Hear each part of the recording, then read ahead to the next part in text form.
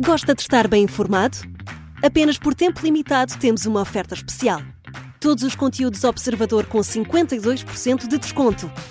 Ler as notícias que importam, ao minuto, artigos de opinião sem restrições ou acesso antecipado aos Podcast Plus e muitos mais benefícios. Tire a prova dos 9 e descubra as nossas ofertas. Flash Sale Observador. Mais benefícios, metade do preço. Assine agora em observador.pt por 1 ano com 52% de desconto.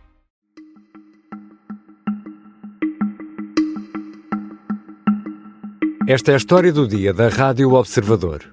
Quando vão acabar os incêndios na Califórnia?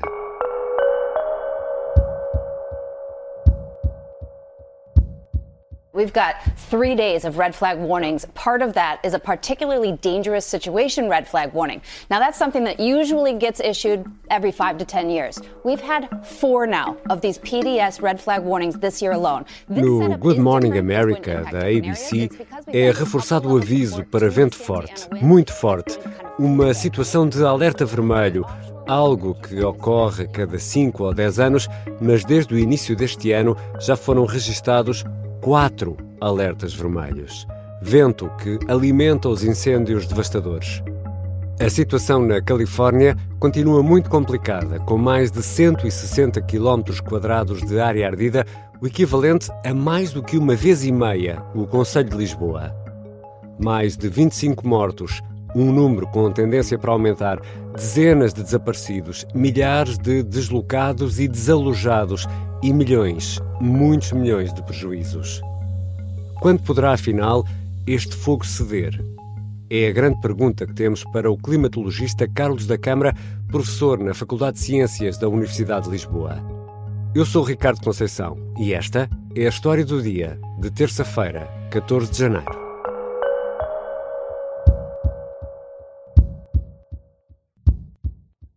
Bem-vindo, professor Carlos da Câmara.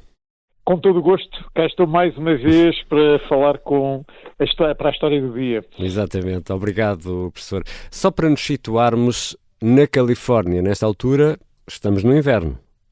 Estamos perfeitamente no inverno, é o inverno no hemisfério norte, tal como na Europa, portanto é inverno pleno, sem haver hipótese de qualquer confusão. Mas a ideia que temos da Califórnia é que é sol e praia todo o ano, mas também há inverno, também há temperaturas baixas, frio.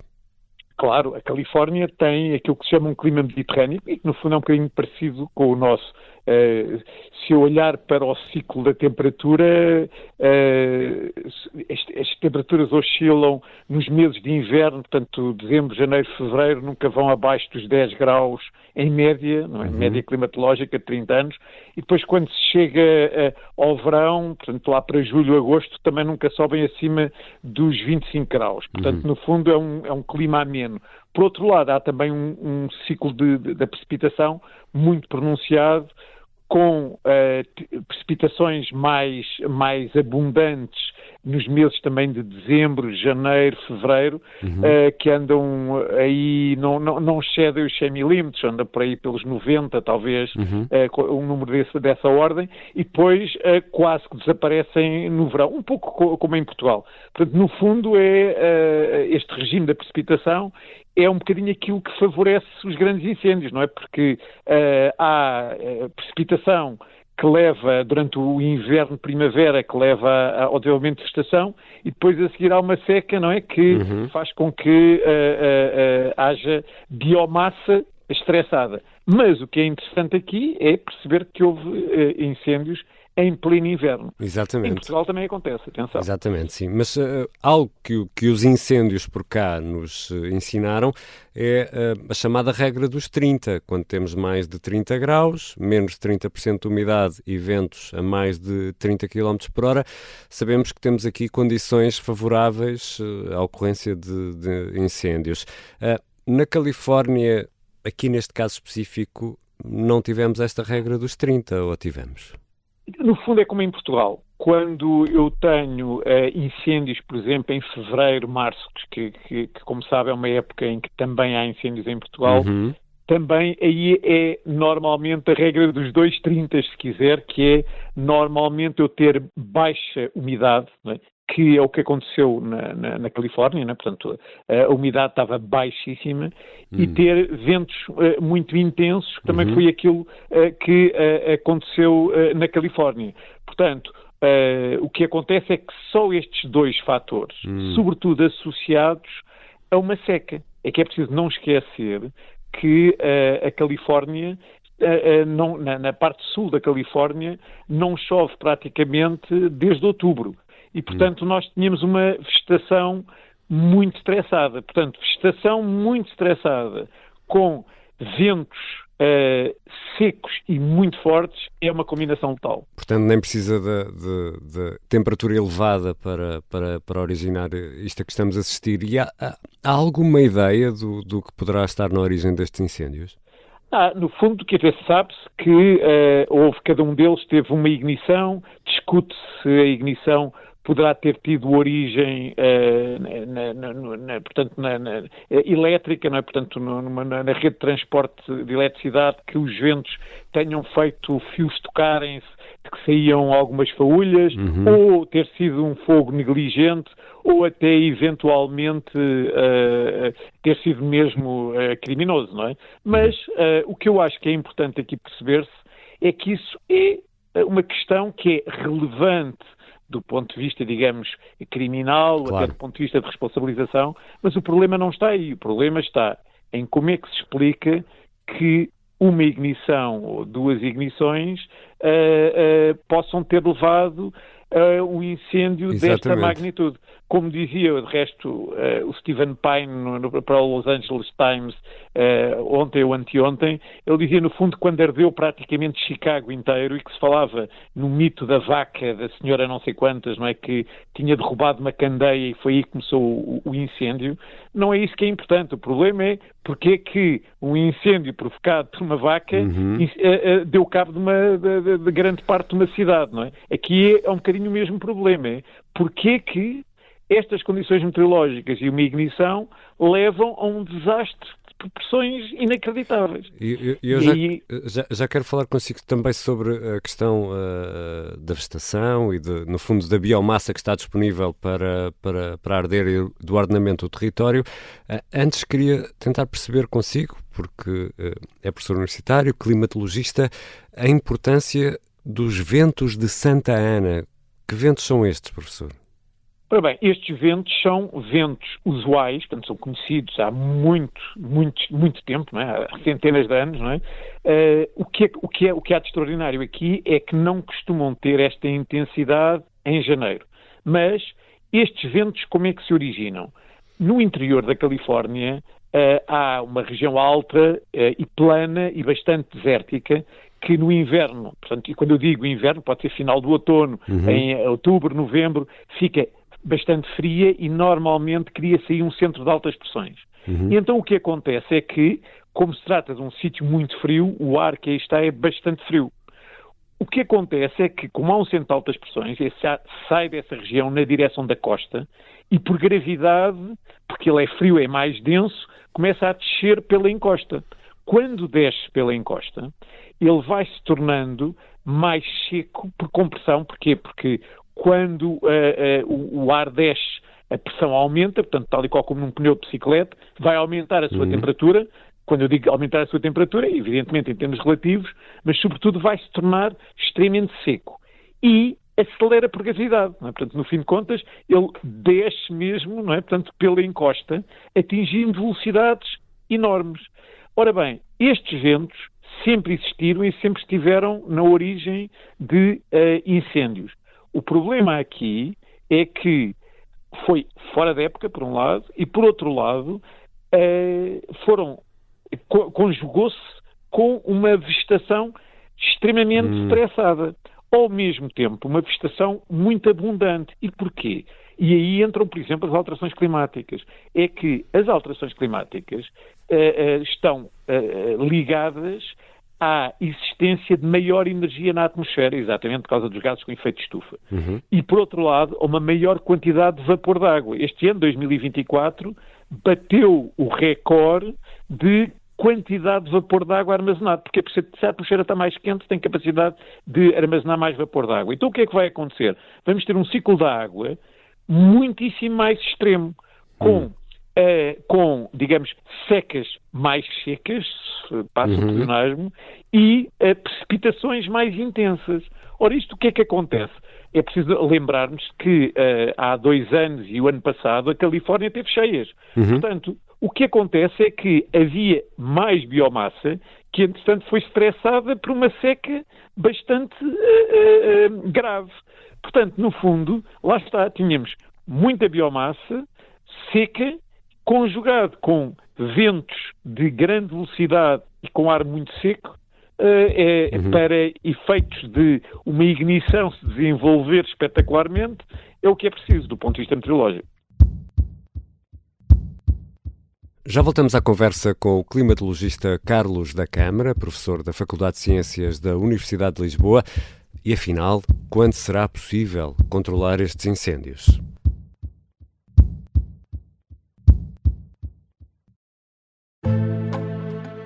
O sargento na cela 7. O homem na cela 7 escapou à morte por pouco. Piratinha do ar. Eu já disse que ele só tem 16 anos. Um espião no Kremlin. Esta é a história escondida de como Putin montou uma teia de poder e guerra. O encantador de ricos. Todos queriam estar com ele, todos queriam ser vistos com ele e todos queriam fazer negócios com ele. Operação Papagaio. Dão-lhe a entender que o melhor é que também fique calado. Matar o Papa. Crono não está só disposto a matar, também está disposto a morrer. Um rei na boca do inferno. A mansão da boca do inferno está cheia de espiões e informadores, por dentro e por fora. São histórias que fazem parte dos Podcast Plus do Observador. Pode ouvir no site do Observador, nas plataformas de podcast e no YouTube. Podcast Plus é mais do que um podcast. Estamos de regresso à conversa com o climatologista Carlos da Câmara. Professor, quando falamos de incêndios, temos sempre a nossa realidade presente. Já explicou que o clima na Califórnia é semelhante ao nosso. O que é mais comparável entre Portugal e a Califórnia? O que me vem imediatamente à cabeça é o 15 de outubro de 2017. Também já foi fora da época, evidentemente que a temperatura era mais elevada, mas o que tivemos foi um verão extremamente seco e um furacão, o Ofélia, que gerou ventos de sul extremamente intensos.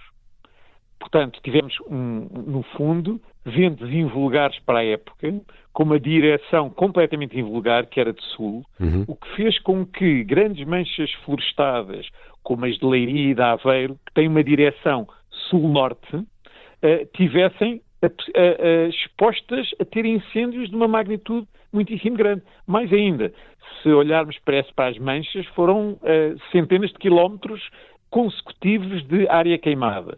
E, portanto, cá temos um aspecto em que eu acho que há algo em comum com a Califórnia, que é um evento meteorológico completamente fora da época, ligado a algo que não é habitual, neste caso foi o furacão, não é? Que levou a ventos extremamente intensos e com uma direção invulgar para Portugal para aquela época.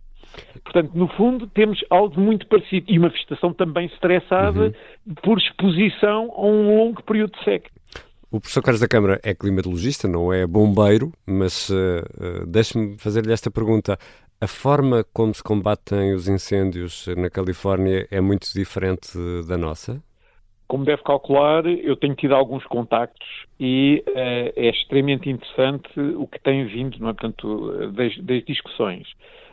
Há uma diferença muito grande, é que na Califórnia, como dizia o José Miguel Cardoso Pereira do Instituto Superior de Agronomia anteontem, o que é um bocadinho de se espantar que na Califórnia se dê tão pouca atenção à prevenção e, sobretudo, ao problema dos combustíveis. Na realidade, a Califórnia tem corpos de bombeiros muito bons, aposta-se muito no combate, mas o problema é que, quando os incêndios atingem esta dimensão, não há combate possível. Claro. E se reparar, a discussão neste momento na Califórnia é, por um lado, se os bombeiros, não é, que tiveram um corte de financiamento, enfim, que houve esse problema, o problema da água, que a meu ver é um problema, digamos, de menos importância, porque quando os fogos atingem esta magnitude não há água que valha, não é? Claro. Mas o problema que se põe é um problema de gestão do combustível. E aí isso implica, de facto, envolver a população, porque é preciso perceber que estes fogos em Los Angeles são essencialmente fogos urbanos. Exato, exatamente. É um problema de fogos urbanos e de um completo desajustamento da paisagem urbana misturada com a vegetação e que, perante um evento meteorológico com um background de alterações climáticas, está completamente desajustado. Como fazia notar um especialista americano, e também portugueses, também dá para notar isso, é que se olhar para as fotografias, vai ver, ou mesmo para os filmes, vai ver que arderam as casas, mas as árvores não arderam. Continuamos a ver muitas copas, não é, de árvores. Portanto, ou seja, a biomassa é a biomassa rasteira que é típica, não é, portanto, da construção americana. E outro aspecto muito importante é que a propagação do fogo foi essencialmente devido a projeções. Portanto, com ventos bastante intensos, pode haver biomassa incandescente, não é, que anda quilómetros e, portanto, no fundo, a propagação, não é feita desta forma, ou seja, há que mudar radicalmente a forma como se tem habitações e, sobretudo, como se gera o combustível nos subúrbios de LA. Não é? Até porque os materiais de construção nos Estados Unidos são diferentes. Nós apostamos mais na alvenaria, não é? E apesar de tudo... Exatamente. Eu vivi nos Estados Unidos e também tinha uma casa de madeira, não é? Portanto, no fundo é impressionante porque aquilo que sobra são os tijolos das chaminés e algumas estruturas de ferro, de escadas, etc. Portanto, no fundo, mostra que há que mudar radicalmente, portanto, a forma como estão desenhadas as cidades, porque não são compatíveis, esta arquitetura não é compatível com o tipo de situações que vão tornar-se cada vez mais frequentes. E aí, outra vez, a meteorologia e, sobretudo, a climatologia, que deve servir de alerta, que é este género de situações vão ser mais frequentes num futuro próximo. E estamos a gravar esta conversa ao final da tarde de segunda-feira. Professor, o que é que nos dizem as previsões meteorológicas para esta terça-feira, dia em que publicamos este episódio da História do Dia, e também para os próximos dias, para a Califórnia? Eu, não sendo o meteorologista operacional, não é? De facto, eu estive a olhar um bocadinho para os mapas e não me parece que haja boas notícias para as próximas horas. Aparentemente, para quarta, quinta, talvez haja uma janela de oportunidade. Mas o que eu acho que é preocupante, e às vezes em Portugal também é preocupante, é quando a meteorologia é que manda nos fogos. Eu costumo sempre dizer que a meteorologia manda nos fogos porque nós deixamos que ela mande. E, portanto, é outra vez a mensagem importante é que a meteorologia não é controlável, mas é previsível. As previsões têm sido impecáveis, mesmo na Califórnia, porque senão, se já houve críticas a tudo, não houve ainda uma única crítica à meteorologia. Portanto, os alertas foram dados a tempo e horas, os modelos têm funcionado muitíssimo bem. Portanto, a meteorologia é previsível, não é controlável. Mas a parte de biomassa, a parte de vegetação, a parte de paisagem, essa é gerível.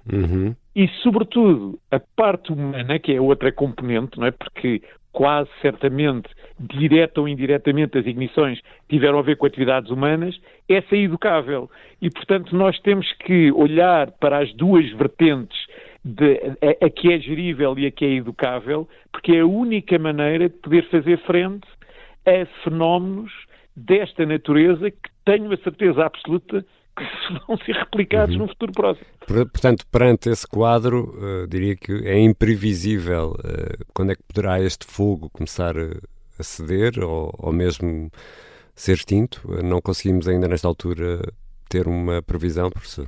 Eu acho que é complicado, porque repare, mesmo neste fim de semana que a meteorologia deu algumas tréguas, os incêndios são de tal maneira brutais que eu vi que se conseguiram dominar 30%, o das Palisades, tenho ideia que era à volta de 30%, outros também aí por essa ordem de grandeza. E, de facto, eu não acredito que seja com retardantes e com água e com aviões que se vai resolver o problema. Infelizmente vai ser muito complicado. E, portanto, a mensagem é percebermos que não devemos, nem por um lado, pôr as alterações climáticas como bote expiatório, nem culpar as ignições. O que temos é que culpar uma ausência de estratégia, e essa estratégia demora anos a ser implementada, mas tem mesmo que ser implementada, e que é de haver uma inadequação da paisagem urbana e rural, não é?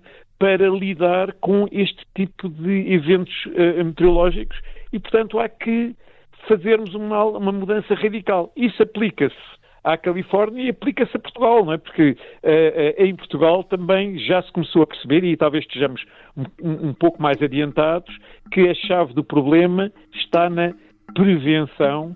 E combate tem que ser sempre encarado como uma falha da prevenção e não como uma vitória do combate. E essa mudança de paradigma é indispensável que aconteça.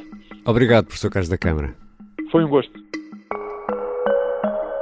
Carlos da Câmara é climatologista, professor na Faculdade de Ciências da Universidade de Lisboa.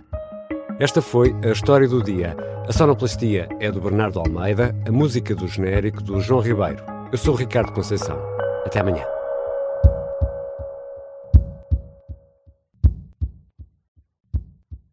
Se gostar deste podcast, pode seguir, dar 5 estrelas e comentar o episódio na Apple Podcasts ou no Spotify. Pode também subscrever e gostar no YouTube. Assim recebe uma notificação sempre que houver um novo episódio.